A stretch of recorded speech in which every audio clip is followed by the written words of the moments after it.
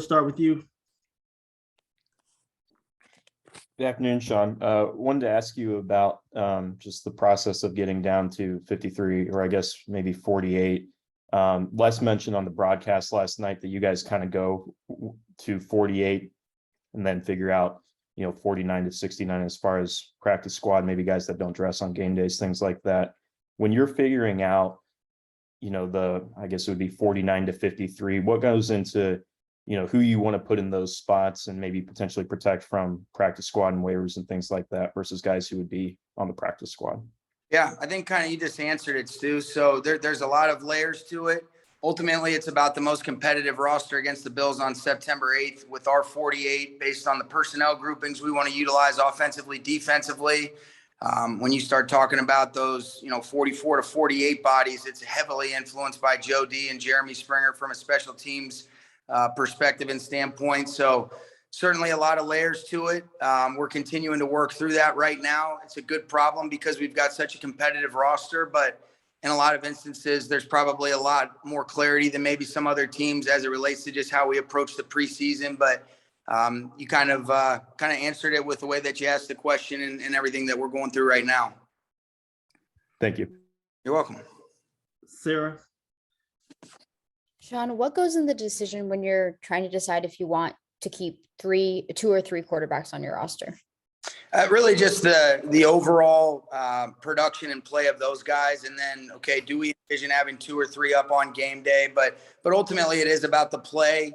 And then there's an element, Sarah, to looking at, all right, would this be somebody, if you did leave them susceptible to the waiver wire, if we lost them, how would we feel about that if we couldn't get them on the practice squad or whatever? So ultimately it comes down to if you've earned the right to make the team. And then there is the element of, do you keep two up? Would you ever go with three up during the game, with your 48? And so, but it's ultimately about the play at the end of the day is the most important thing. Gilbert. Hey, Sean, we haven't asked you about Quentin Lake in a while. I think he has a knee injury. Any update on him? Is he close to coming back? No, you know what? Not really an update, Gilbert. We're just kind of taking it a day at a time with him. It was a unique situation and circumstance. So right now, no updates on him. Okay, and you got to watch Russ Yeast, the other rookie safety. What do you think about his camp? And could it come down to a choice between him and Quentin Lake? No, I don't think it'll have to get down to that. Russ has done a good job. He's really played really well. He played, every play in the first half and played all the teams yesterday. And he's only getting better. He's got great range, really coachable, high football character guy. And so really like him. And I feel very similar. If you see the demeanor and the way that Quentin Lake has handled himself in the meetings and just the way that he's attacking, getting himself healthy and ready to go with Reggie and his group. Both these guys are people that we anticipate being very helpful contributors for the Rams. And one more, Sean. AJ, sorry, go ahead. Sorry about that, Sean. No, you're good. One more on AJ Arcuri. He played left tackle yesterday. How did he look? And he's somebody you think he could be maybe an 8th or 9th lineman on the roster? Yeah, he's definitely in consideration. I think he's only gotten better taking coaching from Kevin Carberry and Nick Jones, and he's got a good look in his eye, and he's done a lot of really good things. And I think you've seen the improvement from preseason week 1 to, yesterday. And that was evident just based on taking your experience, applying it the right way, and then trusting the techniques and the fundamentals that Carberry's asking him to execute to be able to play at a high level. Thank you, Sean. You're welcome. Jordan. Hey, Sean. So just to clarify, you guys are going through that process today with the, I guess I'd call it a shortened week next week and wanting to get into full team installs and things like that in the week ahead. Will you finish that cuts process early relative to the Tuesday deadline, or when are you guys thinking that'll be? Yeah, so we'll have a chance to practice tomorrow with the same group, and then Tuesday morning we'll represent those decisions and things like that. We have to mandate giving guys 3 days in a row off per the CBA. So Tuesday through Thursday we'll reflect that for our team, Jordan, with us playing on the 8th. And so that'll give us the opportunity to kind of operate in the normal time frame as far as making those cuts on Tuesday morning, like you asked. Thanks. And then with the non-roster decision situation, but with the running backs and sort of over the last couple of years, you guys have managed their health in different ways. And at times had to change your plan for them in terms of the game plan itself based on who was up and who was down, or who, maybe was on a pitch count and who wasn't. How big of a concern is that moving into this season with Cam and Daryl's situation, and understanding it's something you guys have been through for the last couple of years as well? Yeah, it's it's not ideal. You want your guys to be able to practice and perform as much as possible, but not at the point where it's got diminishing returns if you're pushing it unnecessarily, and then they can't be the players they're capable of being. So in an ideal situation, they would have been practicing a lot more, but I do feel good about getting Daryl back, like I had mentioned.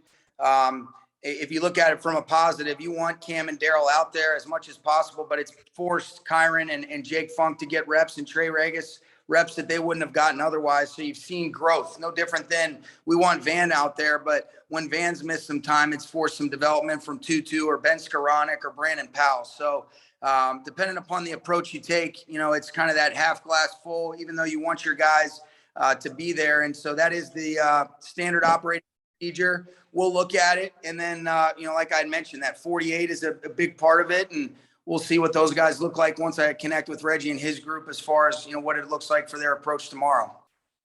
And then you guys had mentioned a lot about the importance of special teams, especially when you get down to maybe some of the latter positions on the roster and in their correlating position groups as well. With receiver, noticed a couple of those guys who are fighting for those maybe 6, 7, 8 spots, playing on special teams over the last couple of weeks and then in the practices. But how do you kind of balance that with that being an expectation for guys who are battling to make a spot versus maybe players who you guys have tried on special teams, but doesn't look like they will be, such as Tutu Atwell, not playing in maybe such a large special teams role? Yeah, it's a delicate balance. But really, if you look at it, if you're a situational role starter, your best chance of getting up on our 48 is to be able to contribute for Joe DeCamillis and Jeremy Springer. And so there's always exceptions, but it is a very unique approach. There's also the element of utilizing practice squad flexes, which you have a maximum of 2 of those. So there's a handful of things that come into it, but ultimately these guys need to understand that if you're a situational role starter for us, you've got to create some value for yourself on special teams to give yourself the best chance to be up and active with the 48 on game day. It doesn't mean that it's mandatory, but it is very important to us. Thanks, Sean. You're welcome. Greg. Sean, is there a particular person or thing that stood out about this training camp for you now that the preseason's over? Most of us, we're surprised by Lance McCutcheon. We're surprised by a couple other things, but what stood out to you about this camp, and in particular first camp as defending champions? Yeah, I don't know that it was anything different than a lot of the normal things you work through, Greg, but because we finished up so late, we've had some unique circumstances that you work through, whether you look at Matthew earlier on in camp, or, you have Van go down. We talked about the backs.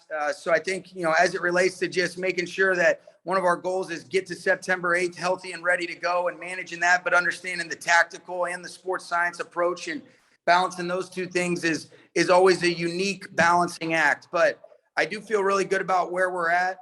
Things are never perfect, but I think the urgency, the mindset, the leadership of where we're at with our group, with our players and coaches, I'm really excited. And, there's a different sense of urgency that I think you wake up with today, knowing that now we're really starting to tailor our focus and concentration exclusively towards Buffalo, while also making sure that we do a great job of giving the respect that is necessary and that's been earned by these guys as we make a lot of tough decisions over the next couple of days. But every single year entails different approaches, but for us, I'm excited, I'm confident, but I'm also, really looking forward to rolling our sleeves up and going to work on the Bills. Thank you. You're welcome. Good. All righty. Appreciate you, Coach. Okay, thanks, Artis. See you guys.